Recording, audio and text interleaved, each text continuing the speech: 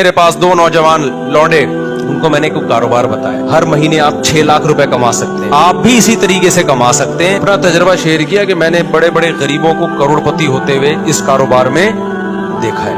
ہمارے نبی صلی اللہ علیہ وسلم نے کیا فرمایا, ایک صحابی آئے, دیکھو یہ ہے بزنس, ایک صحابی آئے بھیک مانگنے کے لیے, آپ نے فرمایا کہ تمہارے پاس کاروبار کے لیے کچھ بھی نہیں ہے. کچھ بھی نہیں تھا ان کے پاس. یہ جو میں نے اس بندے دو لونڈے لپاڑوں کو مشورہ دیا, یہ اسی حدیث سے اخذ ہے. تو آپ نے فرمایا, نبی صلی اللہ علیہ وسلم نے, جو کچھ گھر میں ہے لے آؤ. آپ نے یہ تھوڑی فرمایا کہ ایسا کرو, بزنس کے لیے انویسٹمنٹ چاہیے, انویسٹمنٹ کے لیے پیسہ چاہیے, پیسے کے لیے وسیم بھائی چاہیے جو تمہیں ادھار دے دیں. یار کیا ہو گیا بھائی, اتنی اہم بات کر رہا ہوں آپ سے. کل دو بندے آئے میرے پاس, دو نوجوان لونڈے, کراچی کے, شکل سے بھی کراچی کے پورے لونڈے, کراچی جو خاص کراچی کے علاقے ہیں نا ان کی بات کر رہا ہوں. آپ تھوڑا اوپر کے علاقوں میں جاؤ تو پھر تھوڑا سا ڈیزائن چینج ہوتا ہے, لیکن جو خاص اسپیسیفک کراچی کے اصل علاقے ہیں, میں نام نہیں لوں گا. دو لونڈے آئے نا, کرپٹو کرنسی کے بزنس, دماغ کیا چل رہا ہے. میں نے کہا تمہارے پاس ہے کیا؟ کہہ رہے یہ جائز ہے ناجائز؟ میں نے کہا جائز ناجائز تو بعد میں, تمہارے پاس کرپٹو کرنسی میں خریدنے کے لیے ہے کیا؟ انہوں نے جو رقم بتائی نا, میں نے کہا اس میں 4-6 گٹکے آ سکتے ہیں. کرپٹو کرنسی تو ایک جوئے کی طرح ہے, ادھر سے اٹھا کے کروڑپتی بنا دیا, ادھر سے جن کو گرایا ہے ان پٹخے پہ لوگوں کو بھی تو دیکھو,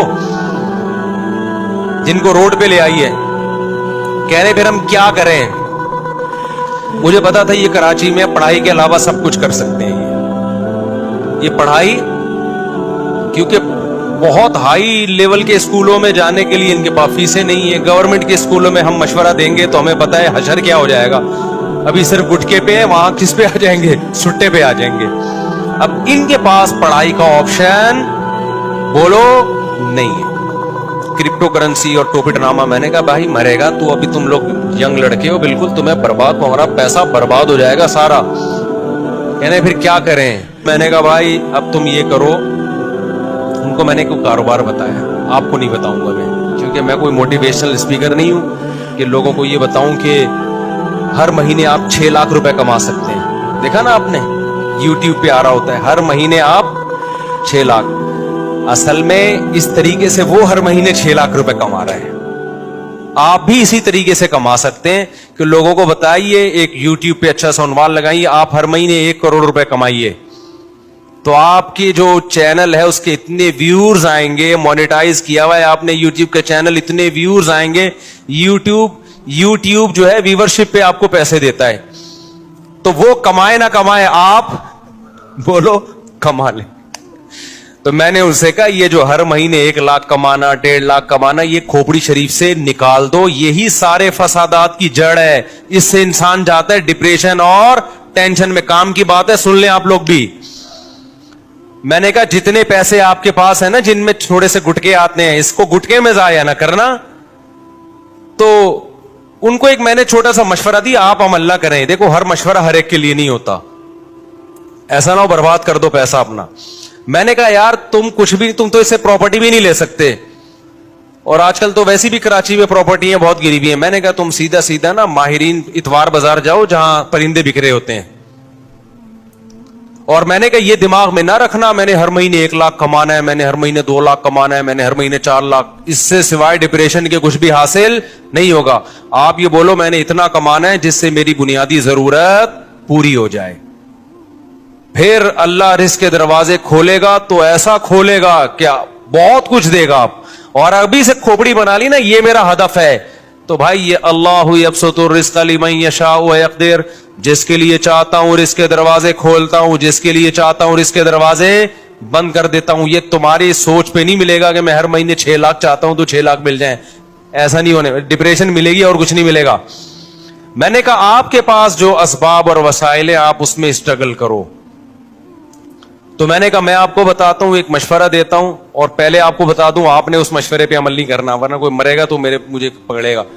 میں نے کہا اتوار بازار جاؤ, پرندوں کی مارکیٹ دیکھو کون سا پرندے کا نام کیا ہے اور کون سا پرندہ کس قیمت پہ بولو نا بک رہا ہے اور کون سا بہت زیادہ بک رہا ہے جس میں لاس کا چانس نہیں. ایک مہینہ یہی کام کرو, جا کے بازار میں بیٹھ جاؤ بس, سمجھو.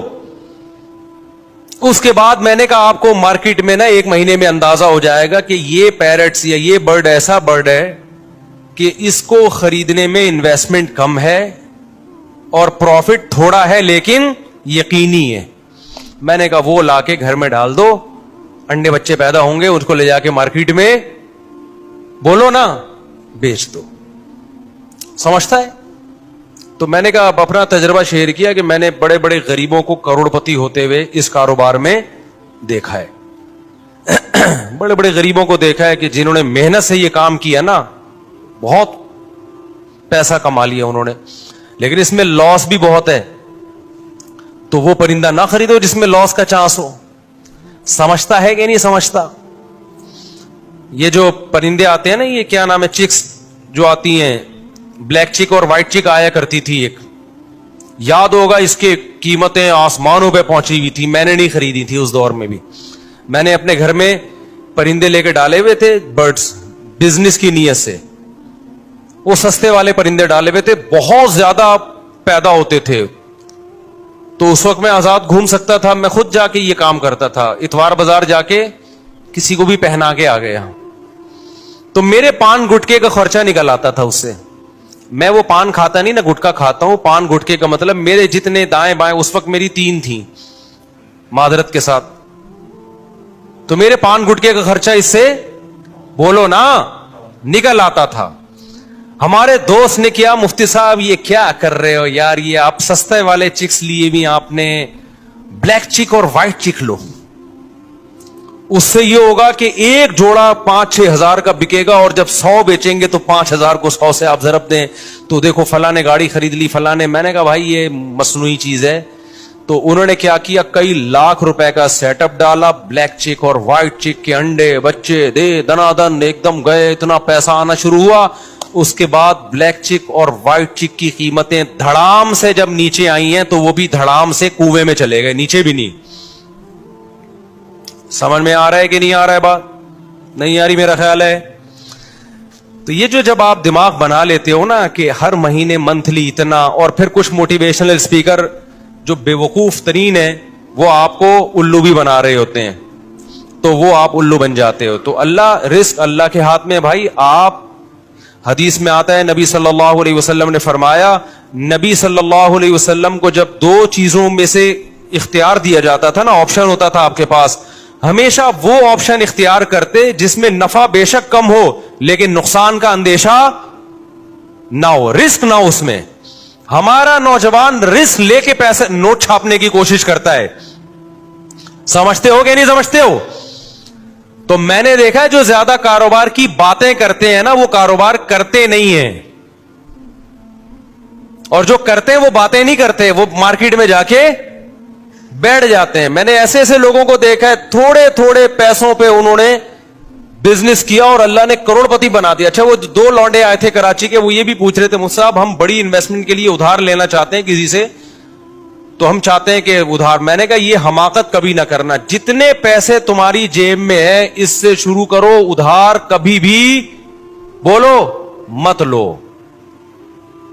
ورنہ یہ ہوگا کہ ایک نئی ٹینشن کھڑی ہو جائے گی. اپنے پیسوں سے جو کام ہوتا ہے وہ محنت کے ساتھ ہوتا ہے, دوسروں کے پیسوں سے جو کام ہوتا ہے میرے بھائی اس میں فری پھوکٹ کے پیسے ملتے ہیں, اس میں کام نہیں ہوتا. جب اپنے پیسوں سے ہوگا نا کہ یہ میرے گٹکے کے پیسے تھے, آج میں گٹکا بچا کے نہیں کھا رہا, گٹکا تڑپ رہی ہے جان, وہ جب انویسٹ کرے گا تو 100 دفعہ سوچے گا, ایسا نہ ہو کہ کل یہ گٹکا